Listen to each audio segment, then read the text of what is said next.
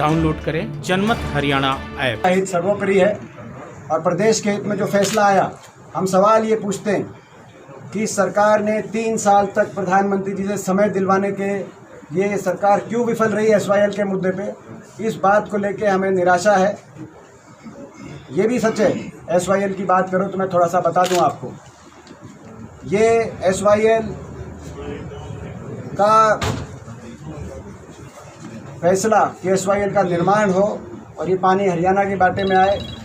1982 में इंदिरा गांधी जी ने इसका फाउंडेशन स्टोन रखा पंजाब में। मैं इसमें दलगत राजनीति के, इंदिरा जी कौन सी दल की थी कि नहीं, मैं दलगत राजनीति नहीं, भारतीय प्रधानमंत्री श्रीमती इंदिरा गांधी जी तत्कालीन प्रधानमंत्री ने उसका फाउंडेशन स्टोन रखा। उसके बाद वो SYL की नहर की खुदाई बड़ी तेज़ी से शुरू हुई, विवाद हुआ, पंजाब ने उसको अपोज किया, पंजाब के सभी पार्टियों ने अपोज किया। उस विवाद को सुलझाने के लिए राजीव गांधी जी के नेतृत्व में सभी प्रदेशों को एक मेज पे बिठाया गया और राजीव लोंगोवाल अकॉर्ड हुआ, जिसके आधार पर अब फैसला आया है। वो अकॉर्ड हुआ उस समय हरियाणा के कुछ राजनीतिक दलों ने, जो अभी लोकदल, उस समय का तत्कालीन लोकदल भाजपा उस समय उनके साथ थी, अलायंस था, उन्होंने उसका विरोध किया और उसका विरोध किया, एक मूवमेंट चलाया। बहरहाल कोर्ट में मामला चला गया, कोर्ट में मामला लंबे समय तक चला। मैं बीच में बहुत सरकारें रही, कांग्रेस पार्टी की भी रही, बाकी दलों की भी, सभी दलों की रही। मैं किसी के कोर्ट के अंदर पैरवी की नीयत को या पैरवी की में किस प्रकार की काबिलियत रखी गई उसको कम ज़्यादा का आकलन नहीं करना चाहता। सभी ने, मेरा मानना है, सबने ईमानदारी से जब अपने वकील खड़े हुए हरियाणा के, तो चाहे वो बंसीलाल जी की सरकार रही हो, चौटाला साहब की रही हो, हमारी रही, चाहे बीजेपी की मौजूदा सरकार खट्टर साहब के नेतृत्व में रही हो, हमारे वकीलों ने सही रखा होगा। उसमें मैं कम ज़्यादा किसी का आकलन नहीं करना चाहता, मगर कोर्ट के अंदर केस चला, लंबे समय तक चला। मगर ये भी सच है कि पूरे इस प्रक्रिया में, इतने लंबे समय तक कानूनी लड़ाई जो लड़ी गई, इस प्रक्रिया में किसी भी सरकार में या तो SYL पे खुदाई पे काम आगे बढ़ा या यथास्थिति बनी और पैरवी का काम आगे बढ़ा। अकेली सरकार ये सरकार है, अकेली सरकार ये सरकार है कि SYL आटी गई, इससे पहले कभी आटी नहीं गई।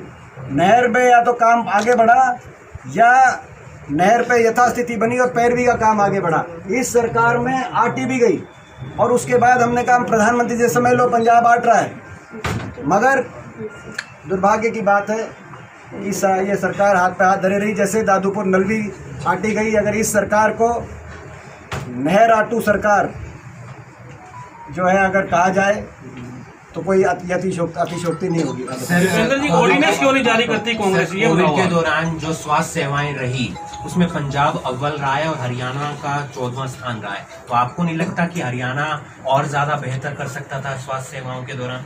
देखिए, कोविड में हरियाणा सरकार में बैठे हुए लोगों का मुख्य फोकस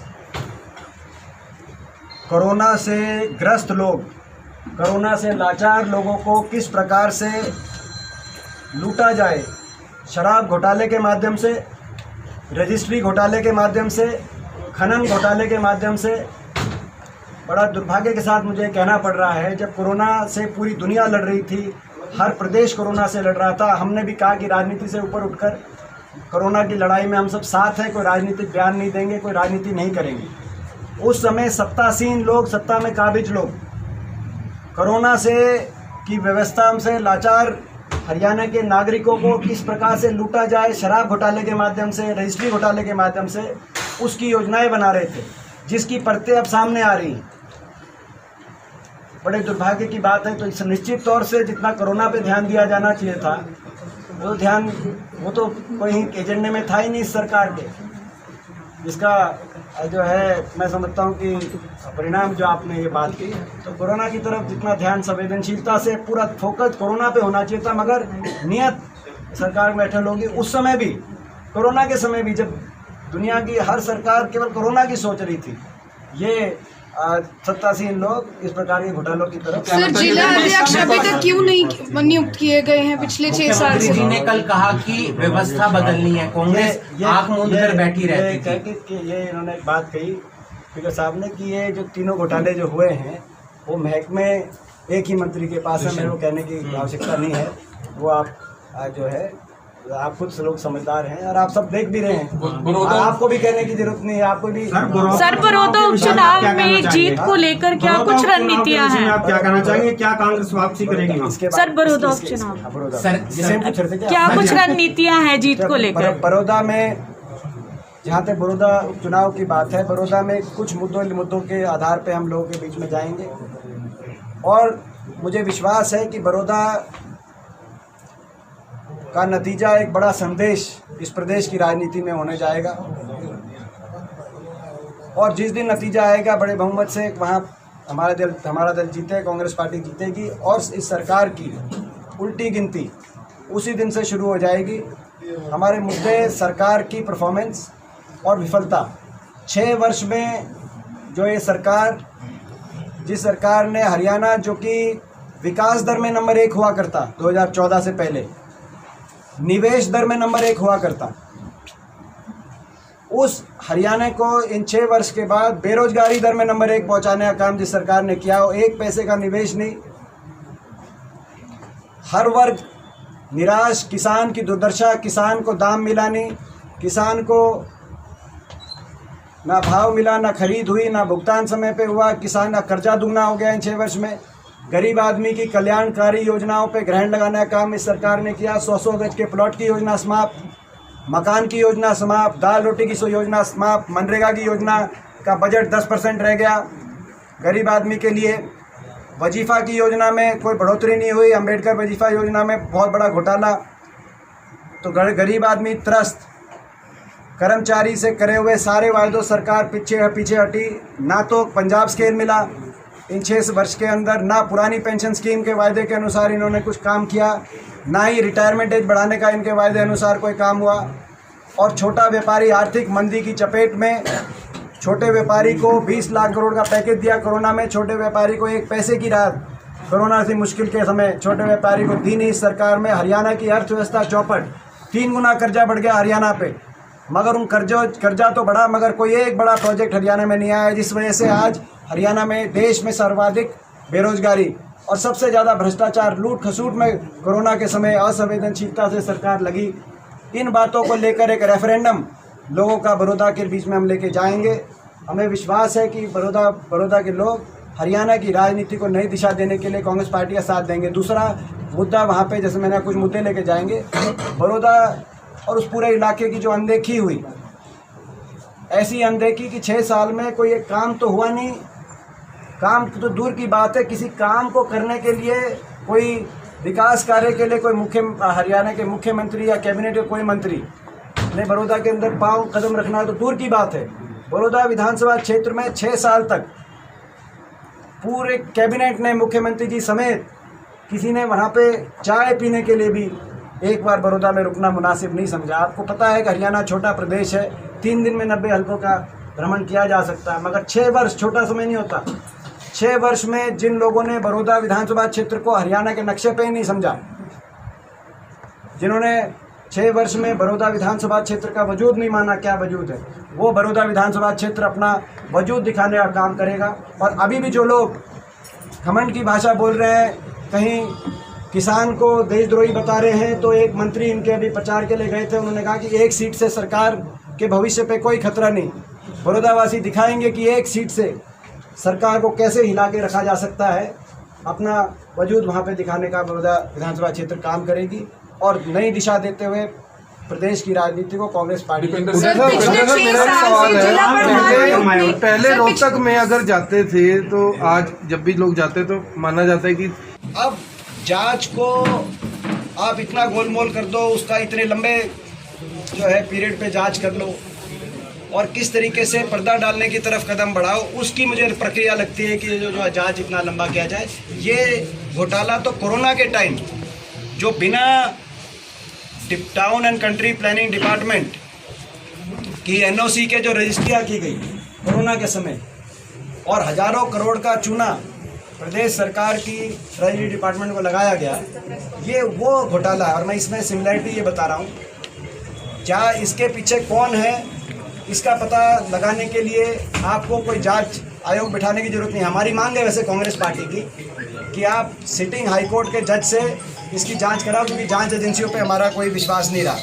मगर आपको अगर पता कराना है कि कौन घोटालों के पीछे है, तो शराब घोटाले के लिए तो आप कोई भी प्रदेश में किसी भी शराब के ठेके के पास कैमरा और माइक लेके आप लोग जा सकते हैं, और जो शराब लेने जा रहे हैं या वहाँ से आ रहे हैं उनसे आप पूछ सकते हैं कि कोरोना के टाइम में 3 और 4 गुना महंगी शराब कौन ठेकेदार सप्लाई आपको कर रहा था और वो किसकी संरक्षण में कर रहा था। वो दूसरी बात रजिस्ट्री घोटाले में, तो मैंने कहा दोनों सिमिलर हैं। रजिस्ट्री घोटाले में आप तहसीलों में जाके चेक करें शहर में कि भाई जो तहसीलदार ये रजिस्ट्रियाँ कर रहे थे वो किसके पास मंथलियाँ पहुँचा रहे थे, कौन मंथली कलेक्ट कर रहा था, तो तहसीलदार खुद कर रहे थे या किस राजनेता के पास पहुँचा रहे थे। आप जाके चेक करें। क्या लगता है पुराना सिस्टम शुरू हो गया दोबारा से? ये हरियाणा जो जिस प्रकार से मैंने कहा कि विकास दर हरियाणा में जो था वही दोबारा आना चाहिए, पुराना सिस्टम वही आना चाहिए। पुराने सिस्टम की मैं बात करूं, पुराना सिस्टम वही आना चाहिए कि 5 और 6 हज़ार रुपये धान हरियाणा किसान का बिके। पुराना सिस्टम वही आना चाहिए, खेल खिलाड़ियों में हरियाणा देश में नंबर 1 हो। पुराना सिस्टम वही आना चाहिए कि हरियाणा के अंदर सबसे कम बेरोजगारी हो। पुराना सिस्टम वही आना चाहिए कि पिछली बार जिस प्रकार से हमारी सरकार में 18 यूनिवर्सिटियाँ बनी और 6 मेडिकल कॉलेज बने, उसी प्रकार से यूनिवर्सिटी मेडिकल सिस्टम आना चाहिए। पुराना सिस्टम वही आना चाहिए। जैसे 4 शहरों को मेट्रो से जोड़ा गया, 6 साल में एक भी खंभा मेट्रो का नहीं बना इनकी सरकार में, उस मेट्रो को आगे भी 4 शहर मेट्रो से जुड़े, अपना सोनीपत वाले मेट्रो आगे पानीपत तक पहुँचे। वो सिस्टम हरियाणा के अंदर था ताकि हरियाणा आगे जाए, किसान को भाव मिले। नहीं, एक सेकंड, इसी घोटाले का इसकी इंक्वायरी को रिजल्ट निकला आज तक? सर मैं ये कह रहा हूँ रेवेन्यू एक्ट की आप लोग मांग करते हैं, मैं कह रहा हूँ किसी घोटाले का रिजल्ट निकला है क्या? मतलब वो प्रश्न अलग है, देखो रिफॉर्म इसी से संबंधित है। 7 SIT बनी है, किसी का रिजल्ट निकला क्या?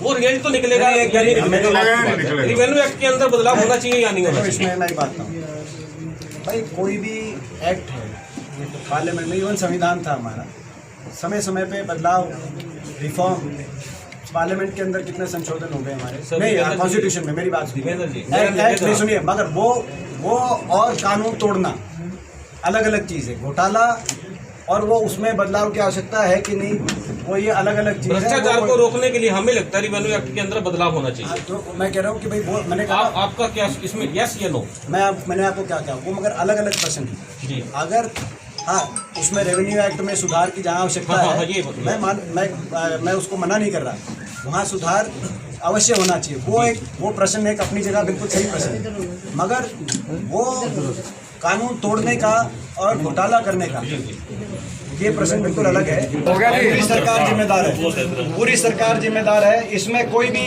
आप ये रजिस्ट्री घोटाला है, इसमें आप केवल एक दल के लोगों का नाम नहीं है रजिस्ट्री घोटाले में, इसमें भाजपा के नेताओं का नाम आएगा कि तहसीलदार भाजपा के लोकल नेताओं को मंथली पहुँचा रहे थे और जजपा, दोनों के नाम आएंगे आपके पास। और ऐसे ही जो शराब घोटाला है उसमें केवल एक्साइज डिपार्टमेंट नहीं, एक्साइज के साथ गृह मंत्रालय में भी गिरफ्तार जुड़े हुए हैं। तो इसमें कोई एक के व्यक्ति नहीं, इसमें दोनों दलों के नेता शामिल हैं और इसीलिए जांच होनी आवश्यक है। राजनीति के आगे, राजनीति के पीछे, हर हलचल को जानने के लिए हमारे YouTube चैनल जनमत हरियाणा को लाइक करें, सब्सक्राइब करें और अपडेट रहने के लिए बेल आइकन दबाना ना भूलें। देखते रहें जनमत हरियाणा, सच के अलावा कुछ भी नहीं।